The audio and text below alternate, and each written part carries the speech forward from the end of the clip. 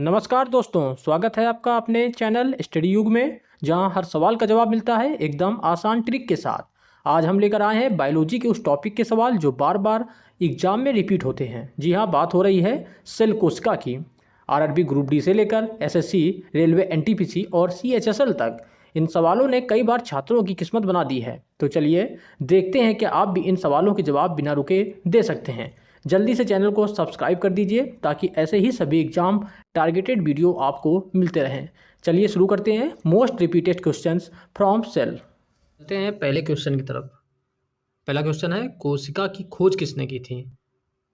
तो Robert brown, Robert Hooke, Schleiden या स्वान ने?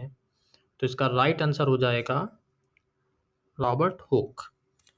हाँ, तो कोशिका की खोज रॉबर्ट हुक ने की थी। ये की थी उन्होंने 1665 में।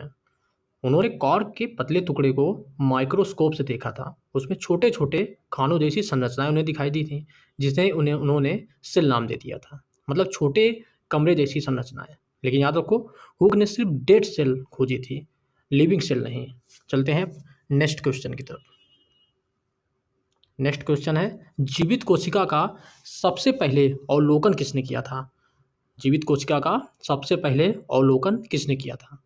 रॉबर्ट हुक ने, एंटोनी वान ल्यूवेनहॉक ने, विर्चो ने या स्वान ने?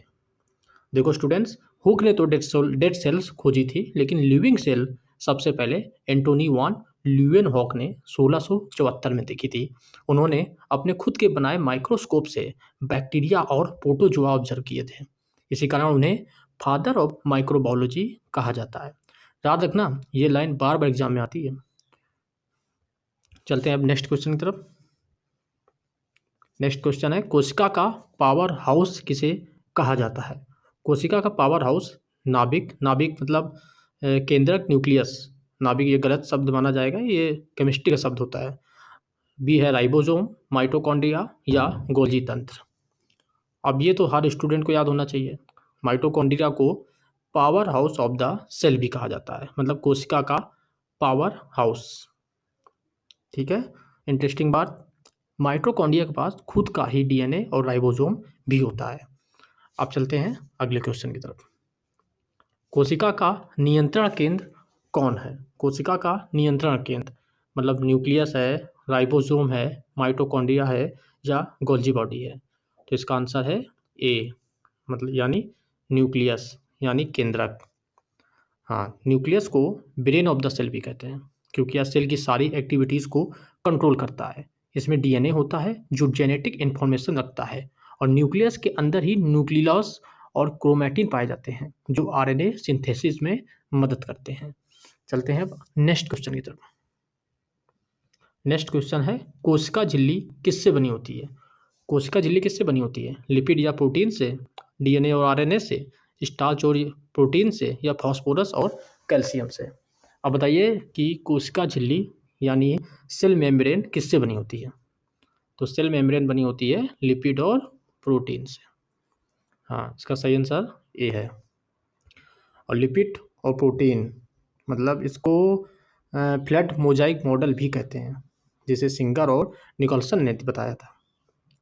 ये इसको बोल सकते हैं सिलेक्टिवली परमेबल, मतलब चयनात्मक पारगम होती है। ठीक है, चलते हैं अब अगले क्वेश्चन की तरफ। नेक्स्ट क्वेश्चन है, कोशिका में प्रोटीन संश्लेषण कहाँ होता है?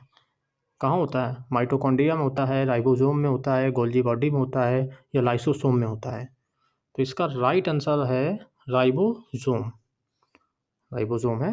राइबोसोम को क्या कहा जाता है? राइबोसोम को protein factory of the cell भी कहा जाता है, क्योंकि यही प्रोटीन बनाता है। ठीक है, ये या तो साइटोप्लाज्म में तैरता है या रफ एंडोप्लाज्मिक रेटिकुलम में भी तैरता है, मतलब जुड़ा रहता है। समझ गए?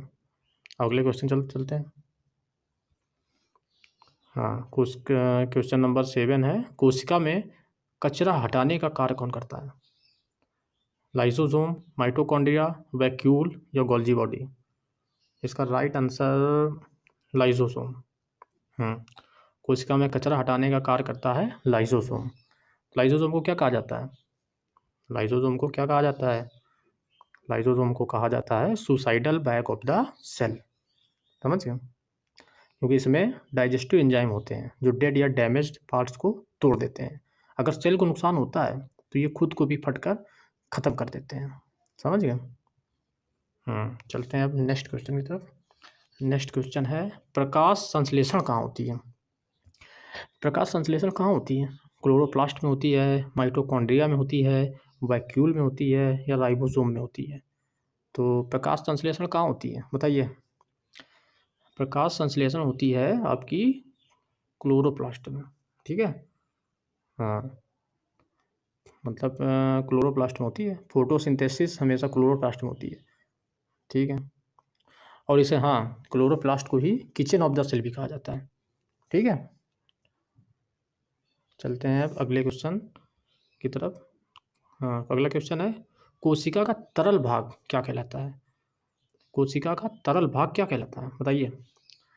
साइटोप्लाज्म होता है, तरल भाग कहलाता है साइटोप्लाज्म। अब साइटोप्लाज्म क्या होता है? साइटोप्लाज्म एक जेली जैसा पदार्थ होता है जिसमें सारे सेल ऑर्गेनेल्स होते रहते हैं, ठीक है। इसलिए हम कहते हैं cytoplasm is the site of all metabolic activities, ठीक।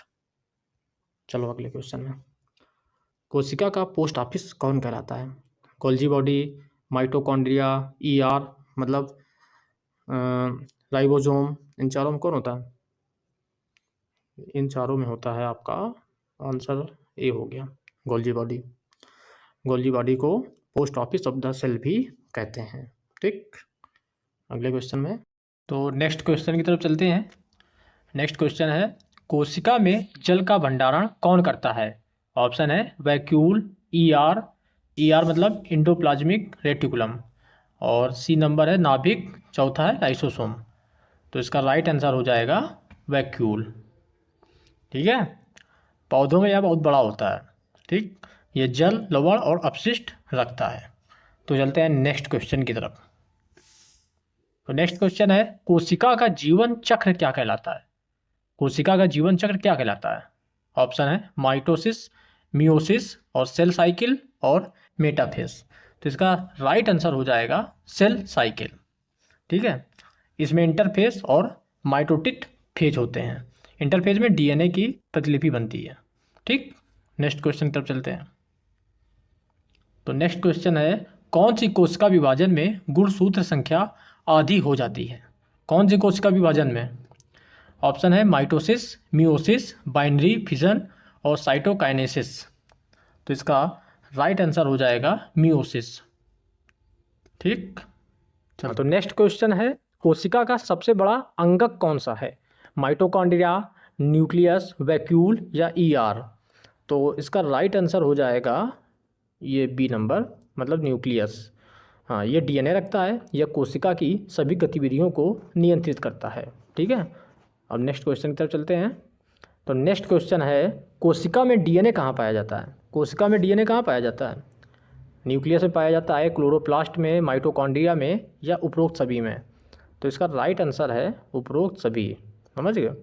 डीएनए मुख्य रूप से केंद्रक में पाया जाता है। माइटोकॉन्ड्रिया और क्लोरोप्लास्ट में भी अपना डीएनए होता है, इसे जेनेटिक मटेरियल कहा जाता है, ठीक है। चलते हैं नेक्स्ट क्वेश्चन की तरफ। तो अगला क्वेश्चन है डीएनए का पूरा नाम क्या है? डीएनए का पूरा नाम क्या होता है? डीएनए का पूरा नाम क्या होता है बताइए। ऑप्शन इसके देख लो, deoxy ribo nucleic acid, deoxy ribo nitric acid, dioxide nucleic acid या नन मतलब उपरोक्त में कोई नहीं। तो इसका राइट आंसर हो जाएगा, इसका राइट आंसर क्या हो जाएगा? इसका राइट आंसर हो जाएगा A number deoxy ribo nucleic acid, ठीक है। तो नेक्स्ट क्वेश्चन है आरएनए कहाँ पाया जाता है? आरएनए कहाँ पाया जाता है? ऑप्शन है इसके नाभिक, साइटोप्लाज्म, राइबोसोम या उपरोक्त सभी। तो कहाँ पाया जाता है बताओ आरएनए? आरएनए सभी में पाया जाता है, ठीक है। आरएनए सभी में पाया जाता है। तो दोस्तों ये क्वेश्चन बहुत बार रिपीट हुआ है, आरएनए कहाँ पाया जाता है। तो याद रखिए आरएनए केवल एक जगह नहीं बल्कि न्यूक्लियस, साइटोप्लाज्म और राइबोसोम तीनों जगह में पाया जाता है।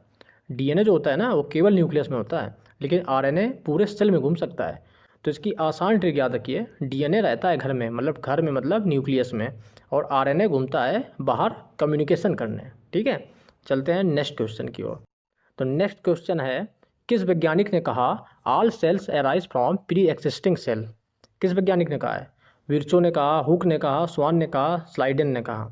तो इसका राइट आंसर हो जाएगा, आपका राइट आंसर हो जाएगा ए नंबर। ठीक है, विर्चो। ये लाइन बहुत फेमस है, all cells arise from pre existing cells, यानी सभी कोशिकाएं पहले से मौजूद कोशिकाओं से बनती हैं। यह कथन दिया था रुडोल्फ विर्चो ने। सिंपल वर्ड में कहा जाए तो कोई नई सेल अचानक से नहीं बनती, वो पुरानी सेल के डिवीज़न से ही बनती है। और इसी थ्योरी से सेल डिवीज़न की कॉन्सेप्ट की शुरुआत हुई थी। ठीक है, तो अगर ये एग्ज़ाम में लाइन दिखे ना तो बिना सोचे टिक कर दीजिए विर्चो। ठीक है, चलते हैं अगले क्वेश्चन की तरफ। अगला क्वेश्चन क्या है? कोशिका विभाजन में स्पिंडल फाइबर कौन बनाता है? कोशिका विभाजन में स्पिंडल फाइबर कौन बनाता है? ऑप्शन है सेंट्रोसोम, वैक्यूल, ईआर और गोल्जी बॉडी। तो इसका राइट आंसर हो जाएगा सेंट्रोसोम।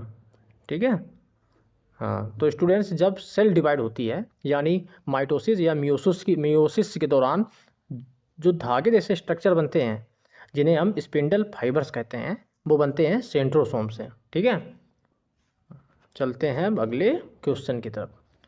अगला क्वेश्चन है, पादप कोशिका का कठोर बाहरी आवरण क्या कहलाता है? तो इसका ऑप्शन है cell wall, cell membrane, cytoplasm या न्यूक्लियस। तो इसका राइट आंसर क्या हो जाएगा बताइए आप लोग पहले। तो इसका राइट आंसर हो जाएगा सेल वॉल। ठीक है, हाँ। प्लांट सेल और एनिमल सेल में सबसे बड़ा डिफरेंस तो यही होता है, पौधों की कोशिका में एक एक्स्ट्रा आउटर लेयर होती है जिसे हम लोग कहते हैं सेल वॉल। ठीक है, ये बहुत कठोर होती है। ठीक है, तो बच्चों आज का सेशंस यहीं ख़त्म करते हैं। अगर वीडियो हेल्पफुल लगी हो तो एक लाइक ज़रूर कर देना और चैनल को सब्सक्राइब करना मत भूलना, क्योंकि आने वाले वीडियोज़ में हम आपके लिए टॉप 50 मोस्ट रिपीटेड क्वेश्चन की एक सीरीज़ लेकर आ रहे हैं जो सीधे एग्जाम में मिलेंगे। हाँ, तो इसीलिए चैनल को सब्सक्राइब करना मत भूलना। चलो मिलते हैं अगले वीडियो में, तब तक पढ़ते रहो, बढ़ते रहो।